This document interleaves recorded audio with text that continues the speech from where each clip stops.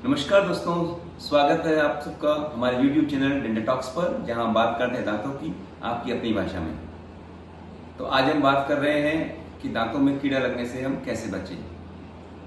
हमारे जो खाने की आदतें हैं उनमें हम छोटा सा बदलाव करके दांतों में कीड़ा लगने से कैसे बच सकते हैं, आज हम इसके बारे में चर्चा करेंगे।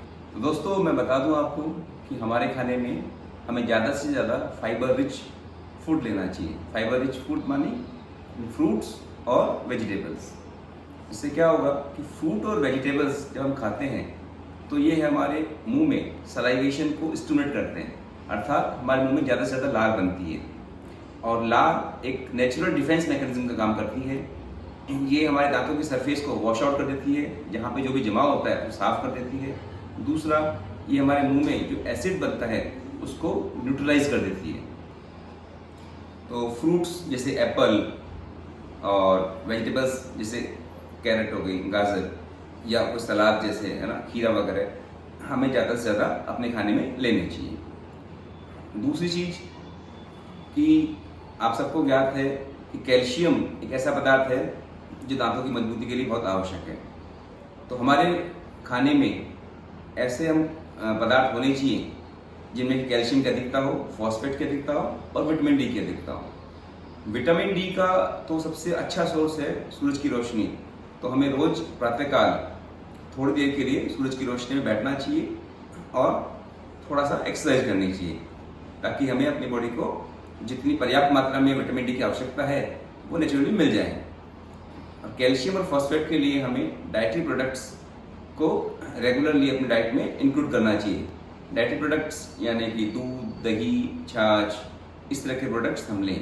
कैल्शियम क्या करता है कि कैल्शियम वाला पदार्थ जब हम लेते हैं तो कैल्शियम हमारे दांतों के ऊपर सरफेस पर उपस्थित प्लाक उसके साथ में मिल जाता है और दांत के ऊपर एक प्रोटेक्टिव लेयर बना देता है, ताकि जब एसिड का जब हमला होता है तो उससे दांत की सरफेस को बचाव करता है।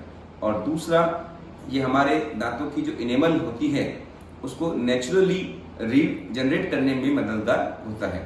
और तीसरा, यदि हमें खाना खाने के बाद में कुछ अलग से कुछ खाने की आदत है तो हमें जाइलेटोल युक्त गम जो होती है, च्युइंग गम, वो हम खा सकते हैं। जाइलेटोल भी सलाइवेशन को स्टिमुलेट करता है और दूसरा बैक्टीरियाज की ग्रोथ को कम करता है। यदि हमें चाय वाय पीने की आदत है तो डेफिनेटली हमें ग्रीन टी पीनी चाहिए। उसमें नेचुरल एंटीऑक्सीडेंट्स होते हैं जो कि एक नेचुरल डिफेंस मैकेनिज्म बनाते हैं। और सबसे अंत में, यदि हमारे पानी में फ्लोराइड की कमी है तो हमें फ्लोराइड युक्त टूथपेस्ट यूज करना चाहिए। और अब हम बात करते हैं कि हमें क्या नहीं खाना चाहिए। ऐसे क्या पदार्थ होते हैं कि जिनके खाने से हमारे दांतों में कीड़े लगने की संभावना बढ़ जाती है।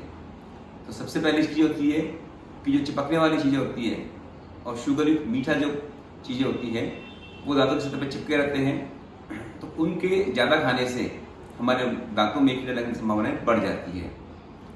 तो हमें इस तरह के पदार्थ या तो बहुत कम खाने चाहिए, नहीं खाने चाहिए, और यदि हम फिर भी खाते हैं तो ये खाने के बीच में होने चाहिए, ताकि इसके बाद यदि हम फाइबर युक्त भोजन कर रहे हैं तो वो इस चिपके पदार्थ को वॉश आउट कर दें। दूसरी बात, हमें स्टार्ची और रिफाइंड कार्बोहाइड्रेट वाले पदार्थ जो होते हैं, जैसे कि मैदा हो गया, पास्ता हो गया, इस तरह के पदार्थ को भी कम से कम अपने खाने में यूज़ करना चाहिए। तीसरा, हमें जो सॉफ्ट ड्रिंक वगैरह होती है वो भी बहुत कम से कम यूज़ करनी चाहिए। एक तो उनमें शुगर होती है जो कि बैक्टीरिया की ग्रोथ को बढ़ाती है, और दूसरा उनमें एसिड होता है जो दांतों की ऊपरी लेयर को वॉश आउट कर देता है, उसको हम इरोजन बोलते हैं। इसके अलावा हमें फ्रूट जूस की जगह फ्रूट्स ज़्यादा से ज़्यादा लेनी चाहिए। जूस में डेफिनेटली कुछ ना कुछ शुगर की मात्रा होती है, जिससे कि बैक्टीरिया की ग्रोथ बढ़ने की संभावनाएं होती है। दूसरा, यदि प्रिजर्व फ्रूट जूस है तो उसमें एसिड होगा और वो हमारी दांतों की सरफेस को इरोज करने के लिए बहुत बड़ा कारक होगा। तो दोस्तों, खाने की आदतों में एक छोटा सा सुधार करके हम दांतों में कीड़ा लगने की संभावना को बहुत न्यूनतम कर सकते हैं। तो देखते रहिए हमारे चैनल को और ज़्यादा से ज़्यादा सब्सक्राइब करें, और हम रेगुलरली दांतों के बारे में नई नई जानकारी आपको देते रहेंगे। धन्यवाद।